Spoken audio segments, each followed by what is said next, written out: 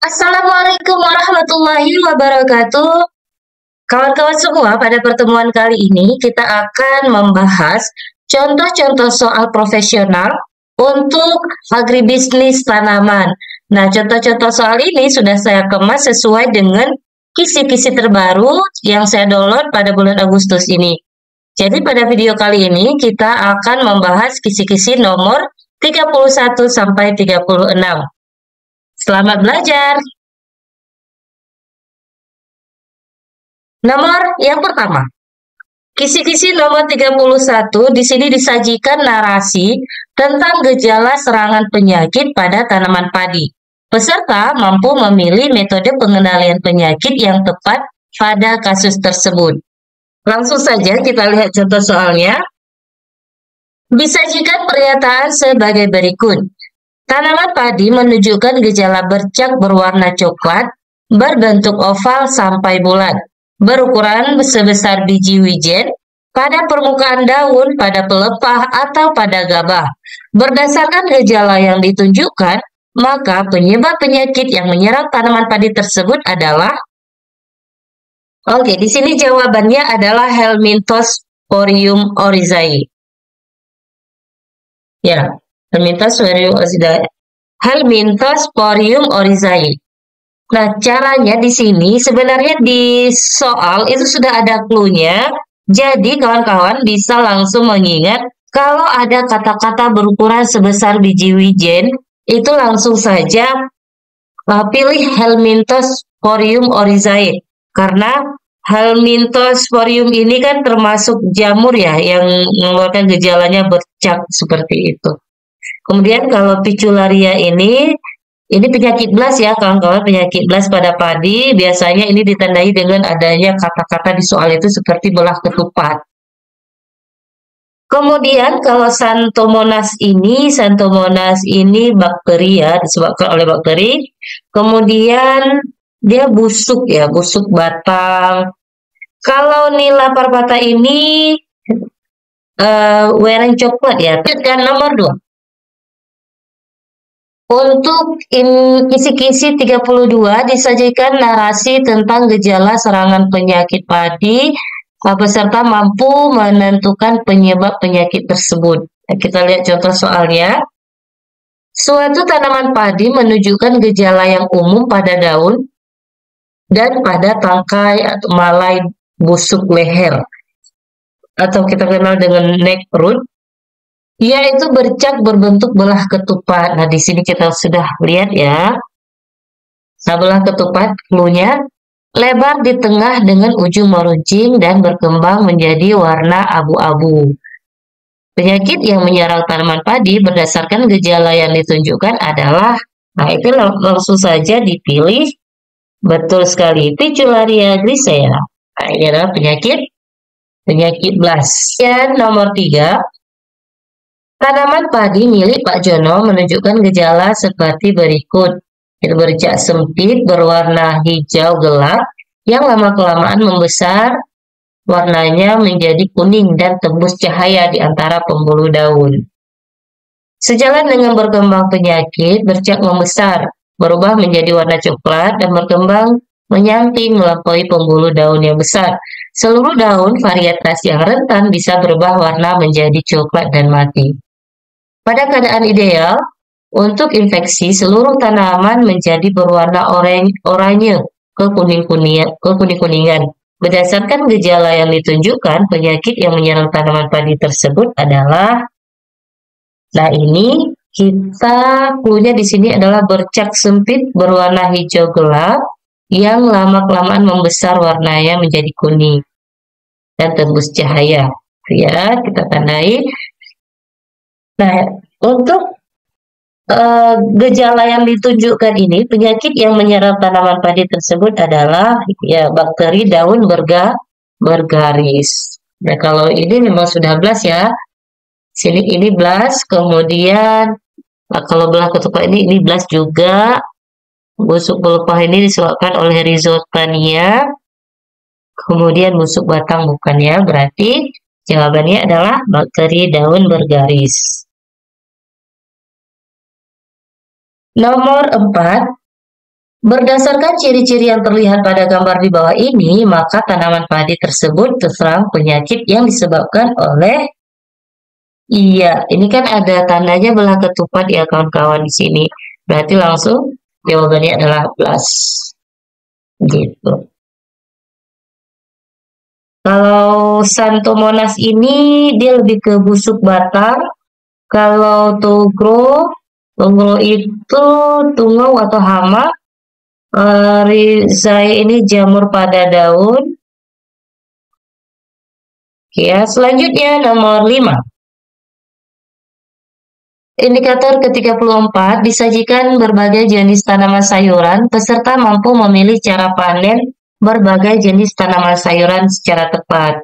Nanti kawan-kawan di sini kita disuruh memilih cara panen yang tepat, apakah itu dicabut, dipangkas, atau dipetik. Nah, di sini disajikan fakta sebagai berikut. Jenis sayuran famili Brassicaceae antara lain selada, pakcoy, keilan, lobak, kembang kol, brokoli, dan kol. Dari beberapa sayuran famili Brassicaceae tersebut yang dapat dipanen dengan metode pemangkasan. Nah, di sini adalah yang ditanya adalah metode pemangkasan, kawan-kawan. Kalau kita lihat di sini ada keilan, ada banyak ya, ada kembang kol dan kol. Nah, kalau keilan, kembang kol dan kol ini sudah pasti dipangkas ya kawan-kawan. Berarti ini jawabannya. Sedangkan untuk selada, pakcoy itu pasti dicabut. Selada pakcoy ini dicabut. Berarti bukan ya, kalau brokoli ada lobak, bukan, kita tandai di sini aja, udah ada 2.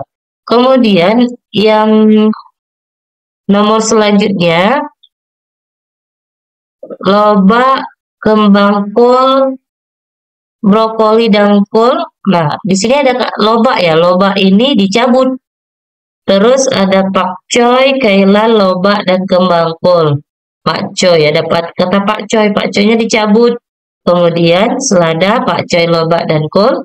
Kita lihat di sini, selada, pakcoy dicabut. Berarti yang tidak ada dicabut, yang hanya pemangkasan yaitu kailan, kembang kol, dan kol. Kita lanjutkan nomor 6.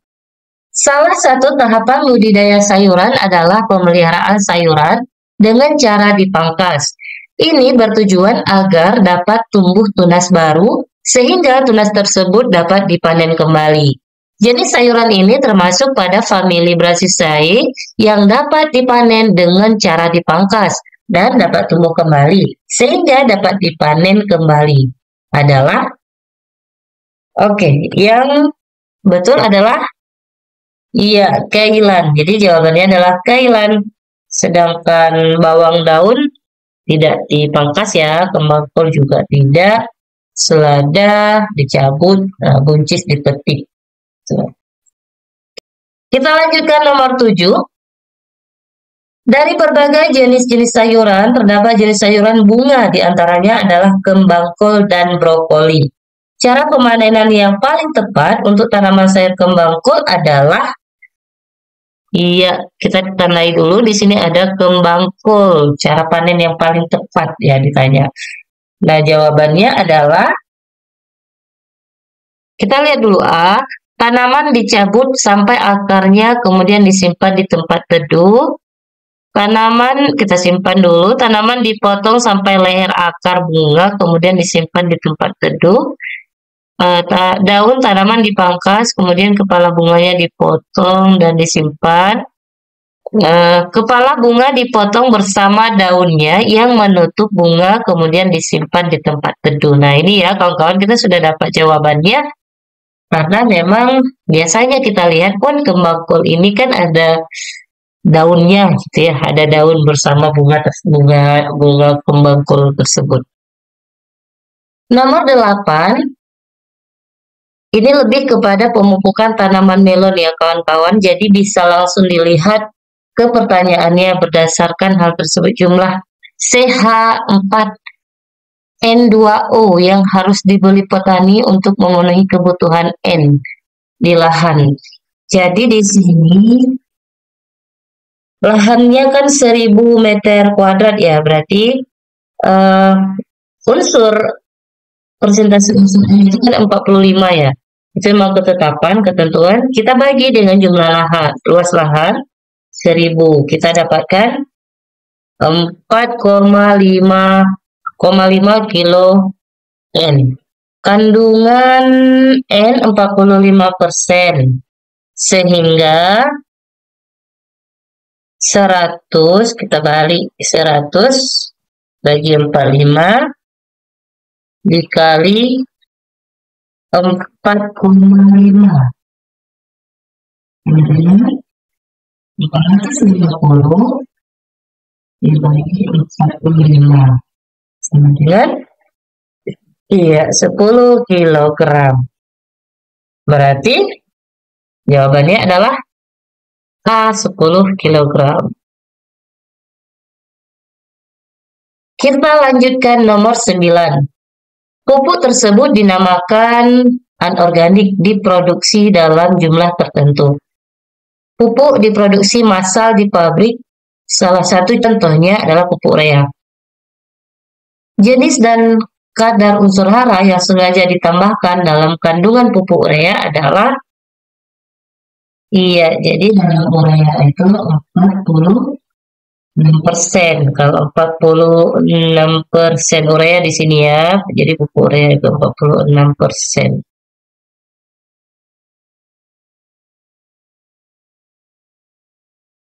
Urea.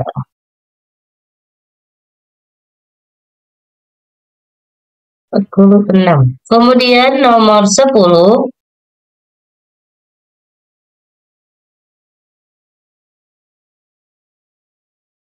Jumlah kebutuhan pupuk dasar. Jumlah kebutuhan pupuk dasar yang perlu dipersiapkan pertanyaannya. Jadi di sini jawabannya adalah yang ditanyakan pupuk dasar. Banyaknya lubang tanam itu kan 1.600. 1.600 lubang tanam.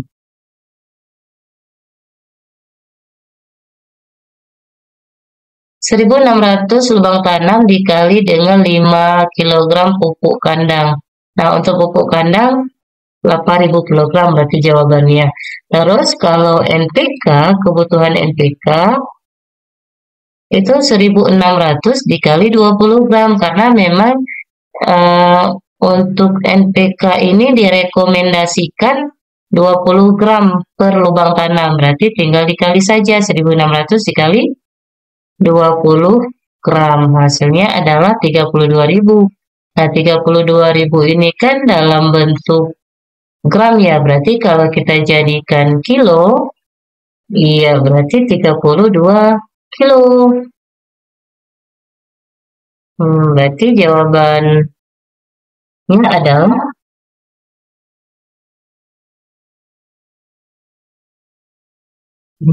D. Jawabannya D.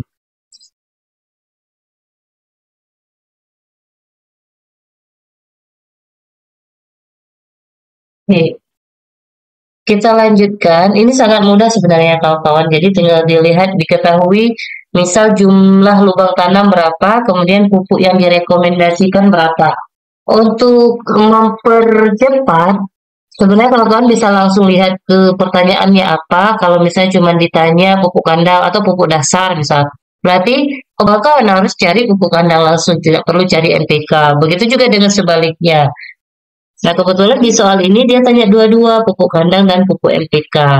Mungkin nanti ada soal yang hanya menanyakan kebutuhan pupuk NPK. Berarti kawan-kawan lihat jumlah rekomendasi pupuk NPK-nya, kemudian lihat juga jumlah lubang tanam, tinggal dikalikan saja. Nah, di sini soal ke-11. Berapakah kebutuhan pupuk yang harus dipersiapkan Pak Supri untuk memupuk kebutuhan melonnya? Nah, kalau seperti ini kan kita tidak tahu kebutuhan pupuk apa. Gitu. Jadi, kita harus baca juga dari pertama.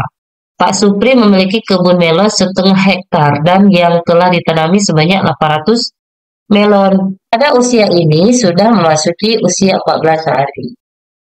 Pak Supri memiliki pupuk. Rekomendasi pupuk dari staf ahli pertanian adalah urea sebanyak 5 gram. Kita lihat di sini ya, urea ada 5 gram. Dia nih rekomnya urea 5 gram, kemudian ZA 10 gram per lubang tanam. Berarti ini harus dicari dua-dua. Tinggal dikalikan saja. Berarti untuk urea berarti 5 dikali 800 lubang tanam dengan 4.000 gram. Nah, 4.000 gram ini kalau kita jadikan kilo, kita bagi jadi 1.000. Hasilnya adalah 4 kilogram. Ini untuk urea, berarti kita lihat ini untuk urea.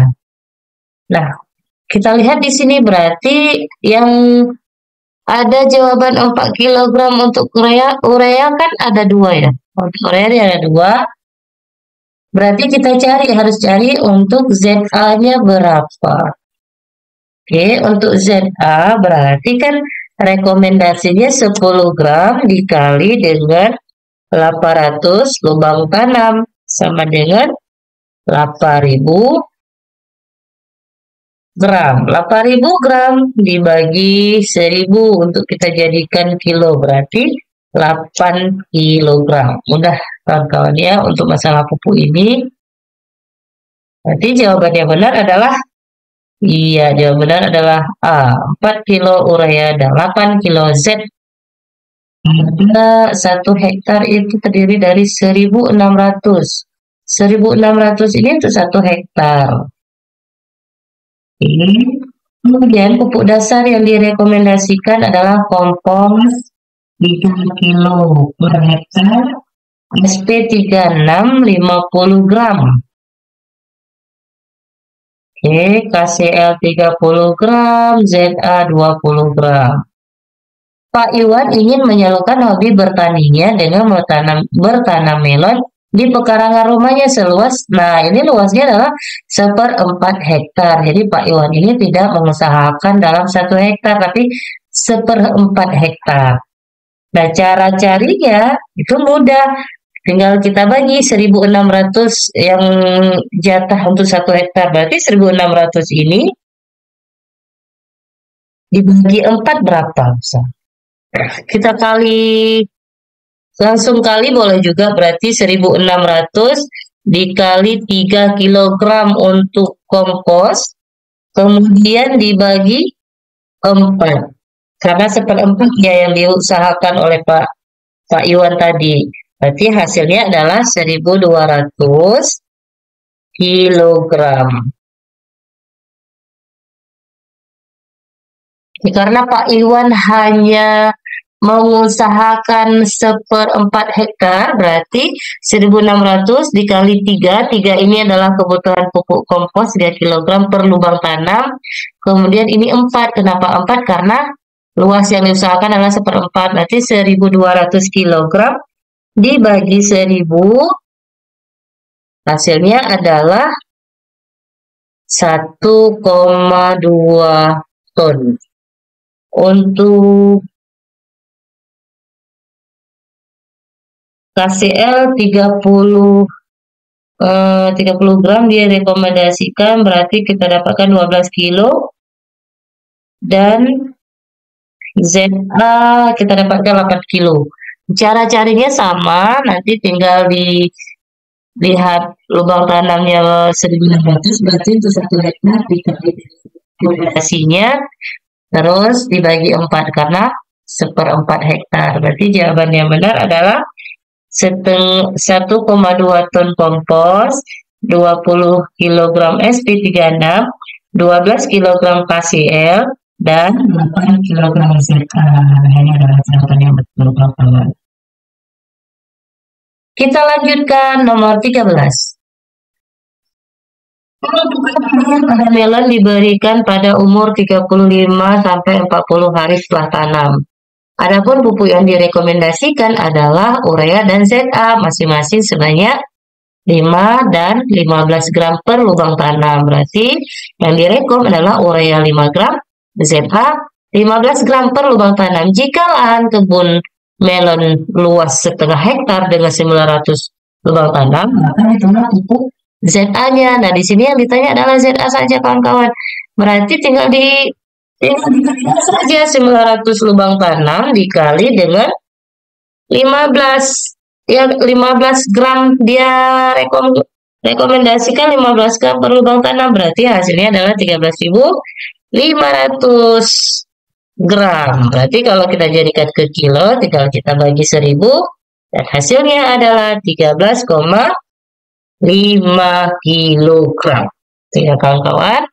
Dan jawaban yang betul dan yang sesuai adalah jawaban yang sesuai adalah C.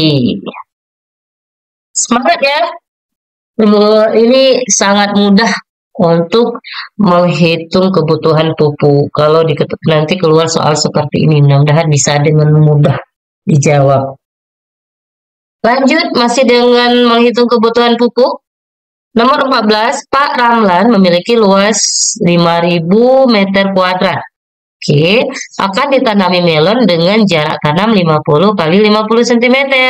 Dengan saluran drainase dan irigasi seluas 20% dari total luas lahan. Jika direkomendasikan dosis pupuk, rekomendasi pupuk dasar 1 lubang tanam, pupuk kandang 0,5 kg per lubang tanam dan NPK sebanyak 20. Nah, maka kebutuhan pupuk kandang dan NPK adalah, dia tanya dua-dua di sini. Langsung saja kita jawab. Nah, di sini berarti kan kalau 100%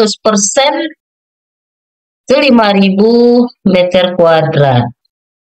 Nah, di sini adalah untuk drainasenya sudah diambil 20%, kawan-kawan. Jadi tinggal 80% saja luas lahannya. Dibagi 100 dikali 5.000. Hasilnya adalah 4.000 dibagi 1/4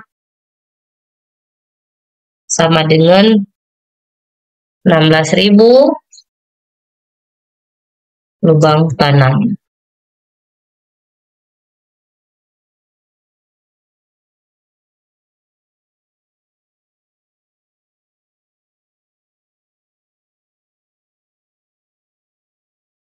Ini berarti 16.000 ya, dikali 0,5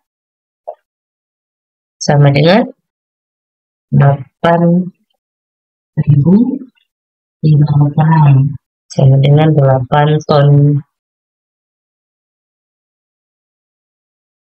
Nah, ini untuk pupuk kandang.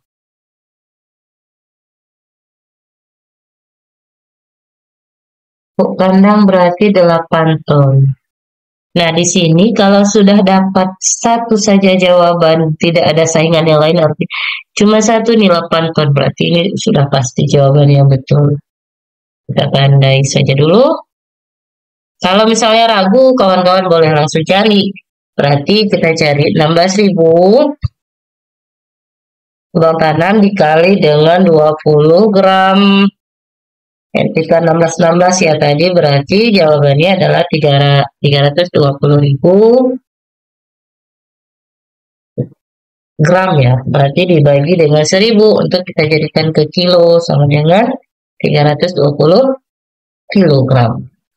Nah, ini adalah jawaban untuk NPK 16. Berarti kebutuhan pupuk untuk jumlah lubang tanam sebanyak 16.000 lubang tanam dan rekomendasi pupuk kandang dan pupuk NPK itu 0,5 dan 20 kilogram per lubang tanam. Nah, jawabannya adalah 8 ton pupuk kandang dan 320 kilogram NPK. Untuk mendapatkan buah melon yang besar, perlu ditambahkan pupuk N dengan dosis 5 gram per tanaman. Sumber yang dianjurkan untuk tanaman melon adalah KNO3 dengan kandungan 13% dan 45% KNO3. Berarti ini untuk KNO3 dan 45% KNO3-nya.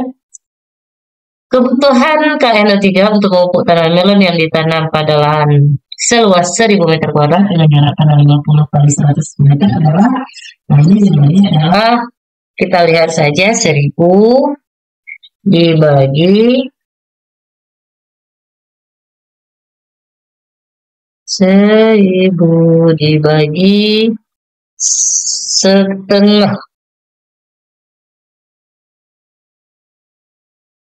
Karena kan kita belum tahu nih berapa jumlah lubang tanam, berarti kita harus cari dulu lubang tanamnya berapa. Ada 2000 tanaman. N-nya kan 5 ya, 5 gram, berarti N sama dengan 5 dikali 2000 tanaman sama dengan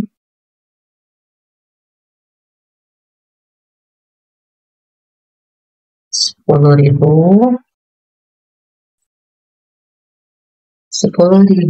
gram. Kita jadikan ke kilo berarti 10 kilo. Ya, maka 100 dibagi 45 dikali 10 kilogram sama dengan 22 kilo. Kita lanjutkan nomor 16. Seorang petani ingin memupuk tanaman jagungnya agar pertumbuhan berjalan dengan optimal. Kawan bisa baca sendiri ya, untuk memenuhi kebutuhan tersebut, kami bermaksud membeli pupuk TSP dengan kandungan 46% sebanyak 300 kg per hektar.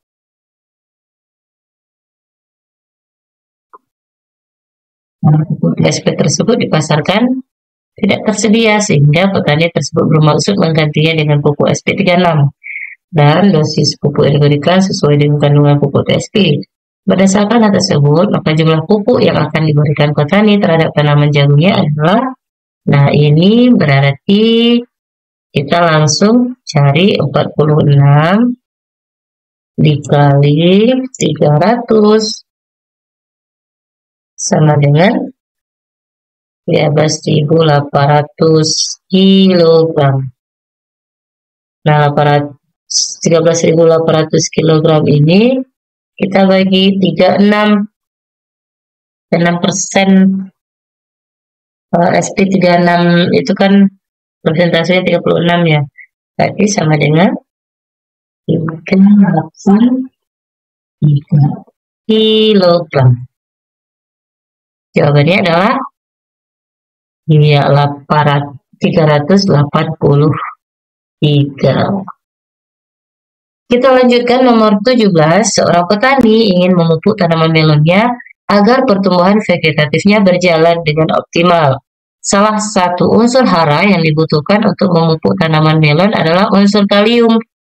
Di pasaran, unsur K dapat diperoleh dari pupuk KNO3. Kebutuhan pupuk K 250 gram per hektar pada 1 hektar lahan melon. Itu ya, kita akan naik berapa banyak pupuk KCl yang diperlukan. Jadi jawabannya adalah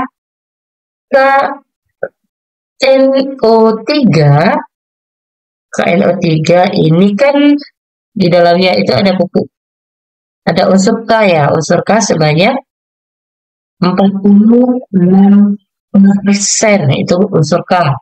Kemudian kalau KCl itu unsur K-nya 60%. Berarti kita lihat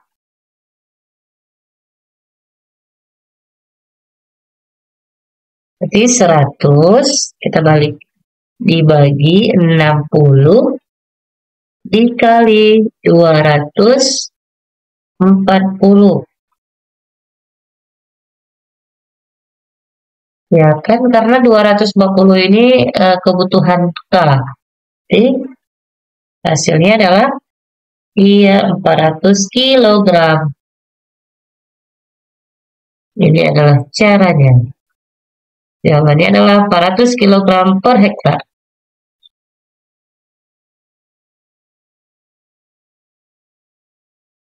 Kita lanjutkan nomor 18. Pupuk tersebut adalah pupuk anorganik dalam jumlah tertentu.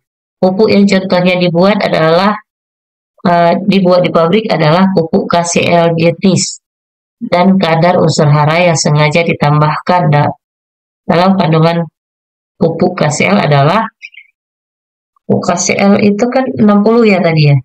Di sini berarti sudah jelas unsur KCl.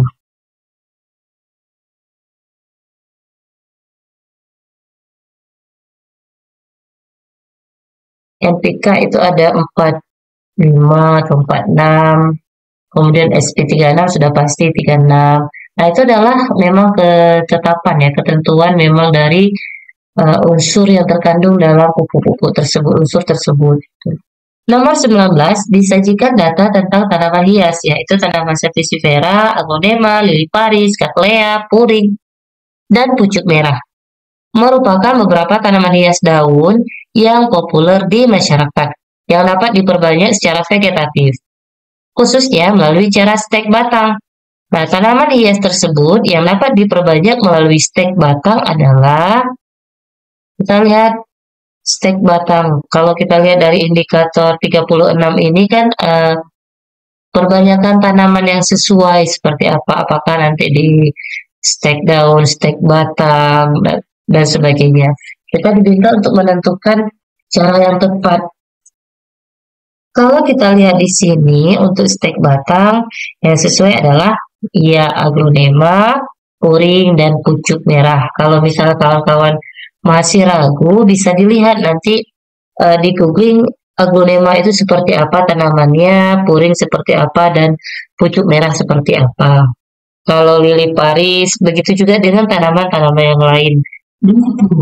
Pada tanaman hias gelombang cinta, Germani, ini merupakan jenis tanaman hias daun dan termasuk jenis anthurium. Untuk memperbanyak tanaman ini dapat dilakukan dengan cara yang sesuai adalah biji anthurium. Nomor 21.